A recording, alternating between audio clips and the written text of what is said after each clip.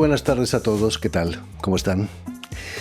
Los conflictos abiertos entre Israel e Irán o entre Rusia y Ucrania y sobre todo las reacciones imprevisibles de Estados Unidos muestran un claro desprecio por el derecho internacional. Algunos piensan ya que significa el fin de una era en la que la solución a los conflictos pasaba por una mesa de negociaciones. Precisamente nuestra invitada de hoy, la investigadora italiana Francesca Lessa, profesora de Relaciones Internacionales de las Américas en el University College en Londres, participa este jueves en un acto en París sobre el Plan Cóndor que cumple 50 años. Yo fui torturado por militares de Argentina, Brasil, Bolivia, Chile, Uruguay y Paraguay.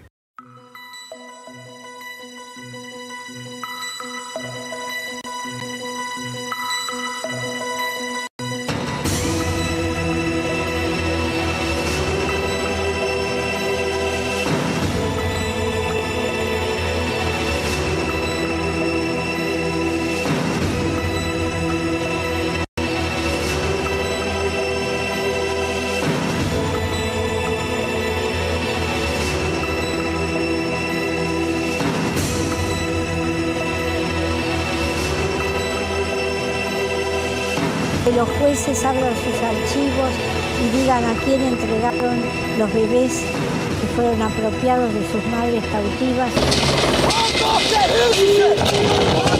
É surreal. Onde se vê a cerca, então, e o limite da fazenda, ela é grudada, né? O conflito é iminente.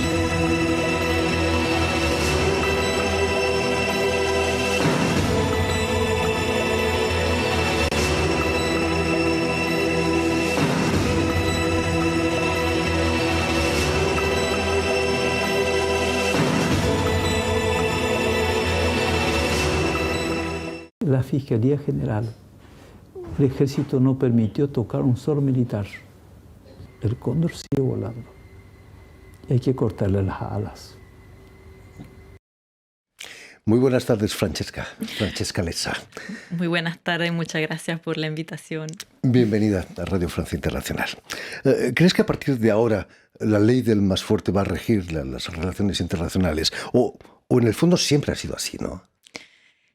Creo que están pasando ambas cosas, en el sentido de que sin duda nos encontramos en un momento que podría definirse como un punto de inflexión, porque hemos visto distintas actitudes de algunos países, mencionaste hace poco Estados Unidos, Rusia, Israel, que han como vuelto a poner en la mesa el uso de la fuerza y de la guerra como arma de diplomacia. Pero en realidad eso también siempre ha sido así por muchos años y muchos siglos. Creo que lo que ha cambiado ha sido que la negociación, la diplomacia internacional, los organismos multilaterales, desde el final de la Segunda Guerra Mundial, intentaron ofrecer otro camino, que no fuese el camino de la violencia y de la guerra. Entonces creo que siempre ha sido un equilibrio, un balance muy difícil entre estas dos distintas formas de encarar las relaciones internacionales.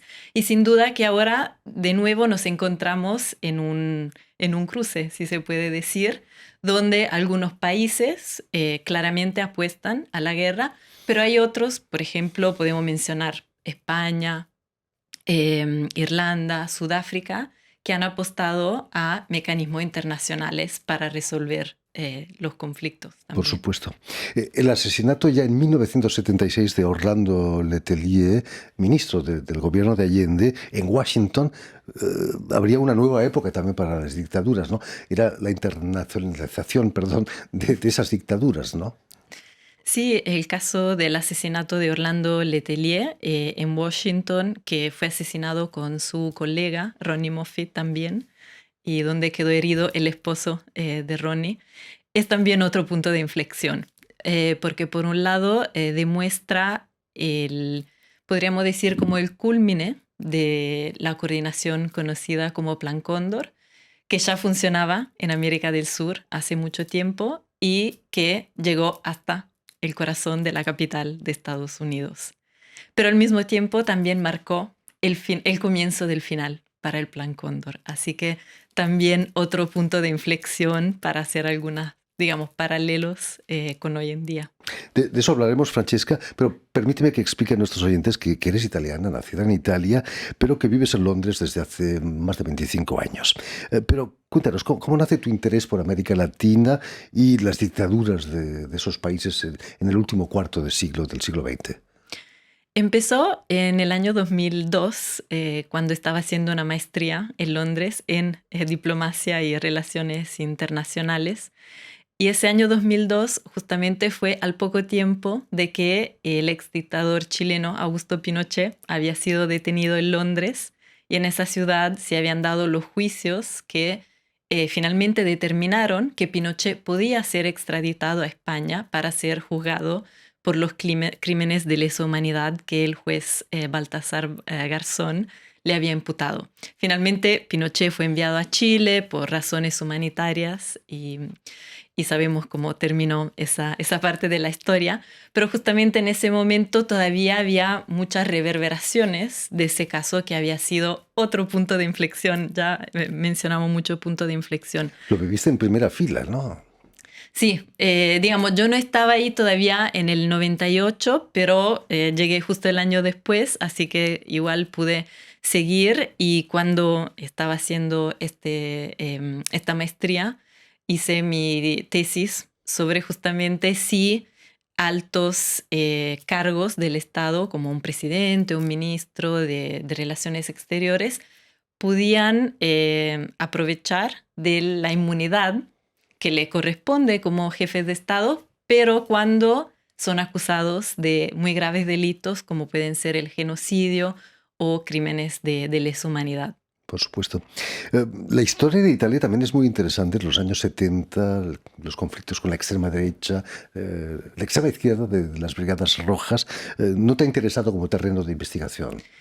No, digamos, son sin duda temas muy interesantes, pero nunca he estudiado esos temas en mi país. Solo he estudiado mi país cuando se dio en Roma un juicio que investigó el Plan Cóndor. Entonces eso fue el primer momento en que me puse un poco a entender por qué se había dado ese juicio en Italia, pero hay sin duda muchos otros elementos y temas que hay que estudiar de la historia italiana. Francesca, me han contado que te encanta el tango, que te gusta mucho y que tus amigos uruguayos están convencidos de que viviste otra vida anterior ahí en Uruguay, ¿no? Puede ser eso, ¿no? ¿No tienes familia en Uruguay? No. No, pero ya como soy casi uruguaya de adopción, Al si menos se el puede acento lo decir tienes, eso. Perfectamente. Sí. Pero volvamos a los 50 años del Plan Cóndor. Queda mucho todavía por conocer de lo que pasó en esas terribles décadas de las dictaduras. Sí, queda mucho porque tanto el Plan Cóndor como la actuación de las dictaduras que estaban en el poder en toda la región implementaron políticas represivas que fueron clandestinas. Entonces ha sido un trabajo de poder rearmar esos rompecabezas sin tener la información que sin duda las dictaduras tenían en su momento, porque como sabemos los militares son muy burocráticos, entonces registran todo lo que hacen, pero o destruyeron esos registros o no se pudo tener acceso o se tuvo acceso parcial a esa documentación. Entonces, por eso que se ha necesitado tanto tiempo y el esfuerzo de familiares, sobrevivientes, investigadores, activistas, historiadores, periodistas, académicos, y realmente ha sido una tarea colectiva de poder recolectar los fragmentos o los pedazos de ese rompecabezas, y nos faltan, digamos, tenemos muchos pedazos, se ha podido avanzar mucho en el conocimiento, pero nos faltan todavía algunas partes. Francesca, lo que sí está claro es que la implicación de la CIA en todo ese proceso, ¿no? Sí, sin duda Estados Unidos estuvo involucrado desde en Latinoamérica, desde mucho antes de este periodo, desde ya finales del siglo XIX, comienzo del siglo XX, cuando claramente Estados Unidos consideraba el continente americano como su esfera de actuación, de influencia. Entonces, lo que acontece a partir de los años 50 es otro capítulo, podemos decir, de esa larga historia donde no solo la CIA, digamos, todas las distintas agencias del gobierno de Estados Unidos brindaron varias formas de apoyo ideológico, económico, militar, tanto a los países como obviamente a las fuerzas policiales, las fuerzas armadas que participaban en esos proyectos, tanto políticos como económicos, que a veces uno se olvida que la dictadura vinieron también con proyectos económicos neoliberales que Por supuesto. implementaron. Ayer precisamente veía imágenes de la visita de Fidel Castro en 1971 a Chile, al gobierno de Allende. 3 semanas pasó Fidel Castro con Allende. Eso hizo cundir el pánico en Estados Unidos, seguramente, ¿no? Sí, aunque ya tenían pánico, porque Antes. a partir de la Revolución Cubana del año 59, el objetivo de Estados Unidos era evitar que hubiese una segunda Cuba en la esfera de influencia en el continente. Entonces, sin duda que esa visita que mencionabas generó angustia y preocupación en Estados Unidos. Sí, no solamente a Chile, también Uruguay o Argentina, por supuesto, también. El libro que has escrito, El Plan Cóndor, en proceso, lo abres con un poema del uruguayo Mario Benedetti, que hace referencia a Anatole y Victoria, 2 niños, ella tenía 11 años, creo, y el niño solo 19 meses, que aparecen como por encanto en un parque de Valparaíso. ¿Qué tiene de importante esa historia? Es un símbolo del Plan Cóndor. Sí, esa historia es la que elegí entre muchas, porque no es una historia única, para abrir el libro y es un poco como el hilo conductor de todo el libro. Y es una historia que es emblemática de Plan Cóndor porque justamente Anatole y Victoria, que eran hijos de exiliados uruguayos que vivían en Buenos Aires, fueron secuestrados en Buenos Aires en el año 76. De ahí fueron llevados a Uruguay y de Uruguay fueron abandonados en Chile, como decías. Y entonces hacen un periplo bastante amplio. Tenemos que acordarnos que en esos momentos no era, hoy en día uno toma un avión y se mueve muy rápidamente. En el año 76 no era tan así. Atravesar la cordillera no era nada fácil. Claro, ¿no? Entonces ese periplo es realmente algo que no se hubiese podido dar sin la existencia de los mecanismos de la coordinación represiva de Plan Cóndor. Y por eso elegí esa historia para contar esas dinámicas, por un lado, tanto de la represión que sufrieron ellos y sus padres, y también los esfuerzos que estos 2 hermanos han hecho a lo largo de los años para intentar buscar justicia. Que tienen más de 50 años, naturalmente, ¿eh? Exacto. Bueno, en el caso de ellos 49, pero sí, como estamos con el aniversario de los 50 años, sí podemos decir 50 años, sin duda. Para tu libro, Francesca, seguro has recopilado centenares de testimonios. ¿Ha habido alguno que te ha sorprendido o que no te esperabas? En realidad había hecho este proyecto como en 2 etapas, porque primero empecé monitoreando un juicio que se estaba dando en Buenos Aires sobre Plan Cóndor. Entonces, antes de hacer las entrevistas, estuve siguiendo muchas de las audiencias en Buenos Aires y creo que esa oportunidad, que fue bastante única, me permitió adquirir un conocimiento bastante completo de lo que había sido el Plan Cóndor. Entonces, no sé si alguna entrevista me sorprendió particularmente, lo que sí no sé si sorprendió las palabras correctas, pero me llamó la atención, sin duda ha sido la resiliencia, no sé si se dice en español, perfectamente. De los familiares, de los sobrevivientes y de los activistas de derechos humanos, porque la cantidad de obstáculos que han tenido que superar en estos 50 años ha sido un listado muy largo y más allá de eso nunca han bajado sus brazos y de hecho si estamos acá hoy hablando del Plan Cóndor es gracias a ellos porque siguieron firmes en su demanda de conocer qué había pasado con sus seres queridos, de intentar lograr justicia y reparación por esos graves delitos. Ha sido importante también el trabajo de las organizaciones no gubernamentales, como están las Madres de Mayo, las abuelas de la Plaza de Mayo, ¿no?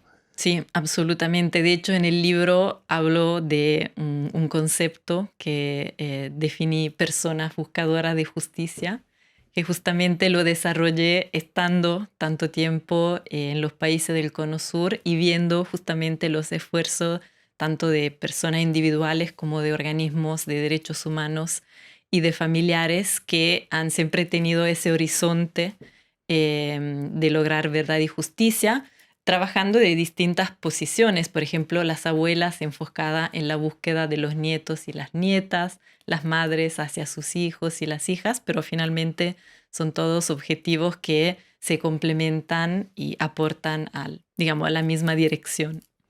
Este jueves, como decíamos, participas en un acto en el Ayuntamiento aquí en París sobre los 50 años del Plan Cóndor. Es importante recordarlo para que no vuelva a ocurrir.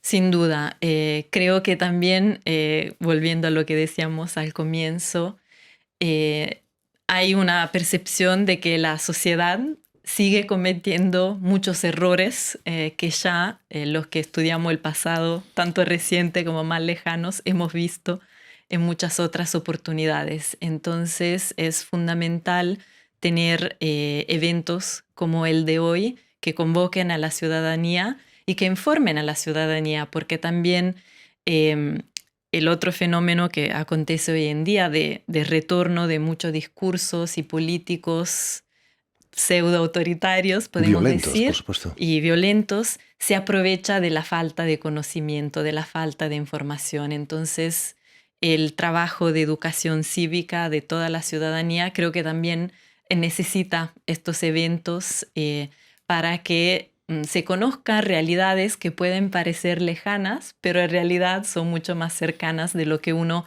pensaría una vez que puede conocer lo que pasó. Muy importante ese trabajo. El acto de esta tarde lleva el subtítulo de Otro mundo es posible. ¿No es algo optimista pensar que otro mundo es posible en estos días? Sí, pero creo que no podemos abandonar el optimismo y la esperanza justamente por lo que decía, y creo que los que nos enseñaron todos los familiares y los sobrevivientes que en momentos aún más oscuros de los que vivimos hoy nunca renunciaron a la posibilidad de que hubiese otra sociedad, de que hubiese otro enfoque a la política, a las relaciones sociales, etc. Así que creo que especialmente quienes trabajan para la promoción y protección de derechos humanos, tenemos que seguir apostando a ese otro mundo que quizás puede parecer un horizonte un poco más lejano hoy, pero es un horizonte que no podemos perder de vista. El hecho de que el acto sea en París también tiene mucho de simbólico. Francia acogió en los años 80, en la época Mitterrand, a miles y miles de refugiados chilenos, argentinos, uruguayos, ¿no? Es importante recordar eso también. Es clave recordar eso, porque también hay que recordar la solidaridad que se recibió en los países como Francia y en París. Y también quizás contar, porque a veces creo que es un hecho que no se conoce tanto, que como parte del Plan Cóndor había una unidad conocida como Unidad Teseo, que estaba compuesta por agentes argentinos, uruguayos y chilenos que viajaron acá a París con el objetivo de asesinar muchos de los exiliados que habían sido acogidos acá. Por suerte, esas misiones nunca prosperaron y no se dieron, pero los agentes estaban acá físicamente en París. Entonces, también creo que es importante recordar todos estos elementos porque también hoy en día sabemos que hay persecución de los exiliados, de refugiados, más allá de donde se encuentren. Así que eso también me parece muy importante tenerlo presente. Es importante. En fin, pues ya lo saben, si están aquí en París, tienen una cita esta tarde a partir de las 6 de la tarde en el Ayuntamiento de la capital para el encuentro sobre los 50 años del Plan Cóndor. Otro mundo es posible. Esperemos que ese otro mundo sea posible. Muchísimas gracias, Francesca Lezza. por haber estado con nosotros. Que siga tu trabajo descubriendo cosas del Plan Cóndor. Permíteme también que dé las gracias a Tiffany Menta y a Joan Bordelás, quienes han ocupado hoy de la realización del programa. Y también saludar a nuestros telespectadores, porque también los tenemos que nos siguen en toda América, desde Chicago hasta la Patagonia, gracias a una cadena de televisión que transmite desde Uruguay, que se llama UCL, una cadena latina, y también una red que se llama TAL, que reúne televisoras públicas y universitarias de los dos continentes. Y a ustedes, muchísimas gracias por su atención y les damos cita para una nueva edición de El Invitado de Radio Francia Internacional.